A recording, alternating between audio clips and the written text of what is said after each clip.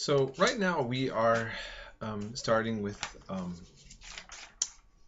chapter 15, Conflict and Conquest, the Transformation of the West.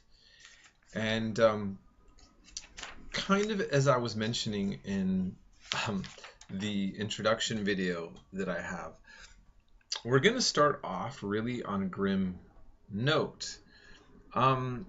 It's not really a different note, though, than we start off 101. But it becomes more visual, more clear, and more apparent about the means in which it would take to create the United States, and one in which is hard for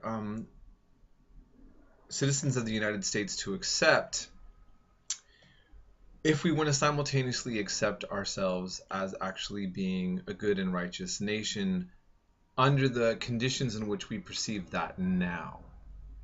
And what I've kind of talked about, and I'm going to just kind of go over some of the stuff that I also mentioned in the intro video, is that, and it's something that's in the textbook here, there has definitely been a shift in the way that this section of U.S. history has been taught, because up until relatively recent, and although all American history is actually relatively recent, it's really been downplayed about the impact of what happened to Native Americans here, or we should say, I can go by the old term, American Indians, the people who were here before white European settlement. And there's really no way around this, the fact that the United States is created through violence against the original settlers and systematic ethnic cleansing that started with colonization, and it consolidated itself into such an arrangement. Now,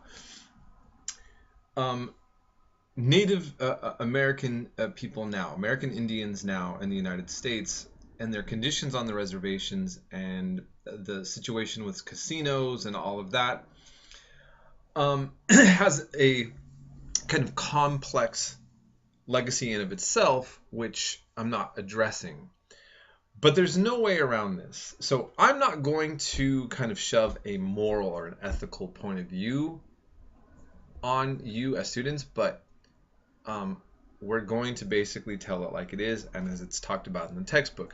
And this picture really illustrates that, coming from the time, a kind of celebration of this. I mean, if you look, it's a nice picture, right? What do we have? It's manifest destiny. This idea that the United States, white United States, is kind of God's chosen people, as discussed in the Bible, sort of becomes the second type of Israel, or Jews, that are going to have a right to this land and are going to make it better. And if you look at this picture, it's showing very openly, here's civilization, right? Here's ports with boats, right? There's trade, railroad, you have farming and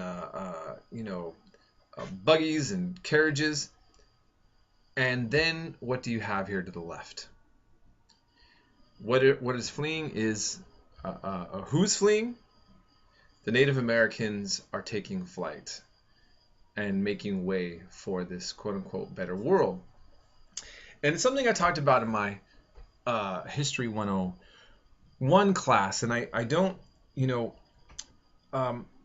for those of you who are, well, first of all, let me clarify, I come from a Christian background as well, and the issue is, the fact of the matter is when people talk about how Christianity was always been a part of American culture and society, they're absolutely right. And the nature in which that has been complicated as every other aspect of American history. Now, for me, I have family that had very wildly various interpretations of what Christianity was supposed to mean. So one side took a pacifist position and was very embarrassed about this legacy. The other side of my family was not. or some branches. um, in the Bible, with God's chosen people, they are to go from slavery in Egypt and have an exodus into the promised land of Canaan. And if you read the Bible, Canaan is full of people that God says are unworthy of having that because of their bad practices, their moral decadence. And so the promised land that's of the Bible is then to be given to God's chosen people in the Bible. And God calls for the annihilation of the natives of Canaan.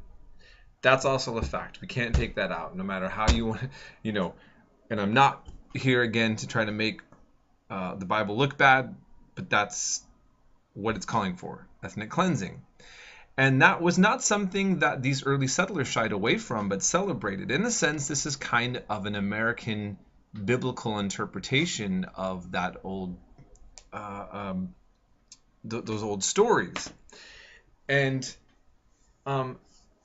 again, at the time, the things now that are making us uncomfortable, I'm starting off here, 6 minutes in, and some of you are, I know this because I was a student once as well, and I know this when I teach in person. Some of you are squirming, and because our values have changed now, as a general rule. It isn't considered okay to think that one particular group of people has a right to kick off and even kill another group of people for their land. But we have to remember that this is more of a recent moral point of view that has become more popular, this idea that it's wrong to do that. And I think that for many people in the past, if you really look out of Europe, and this is something that I'm going to try to incorporate as much as I can. Europe was a violent society, and there were extreme religious wars that are, for those of us who have ancestors that came from Europe, and maybe even go back very far in the early colonizing periods of the United States, which I have in my background, they were leaving really, really intense, bloody wars that are really not that different than what we see going on in Syria and Iraq right now. And so I think we should always think about the context in which religion and violence in land was viewed from many of these early settlers leaving in Europe. And in particular, I know with the British Isles, excuse me, many of the Scots-Irish, I'm just going to kind of divert for a second here to this point. Scots-Irish means Scottish lowlanders who basically were sent by the British to beat up Irish Catholics in Ireland, and then eventually bounced their way into the New World, and then fought the Native Americans in the way that they fought the Irish Catholics. And they were a very sturdy people that drank hard, played hard, fought hard, and prayed hard. And especially many that spread into the Appalachian Mountains. That's part of my family background as well, of the Scots-Irish. But this is a part of what I'm kind of trying to show you is that there's a continuation of religious wars, of settlement, and fighting that goes back much further than just the United States. And that, of course, I'm just talking about the Scots-Irish. I'm not going into German history or Swedish or some of the other lands of different migrants. But I kind of just wanted to put a little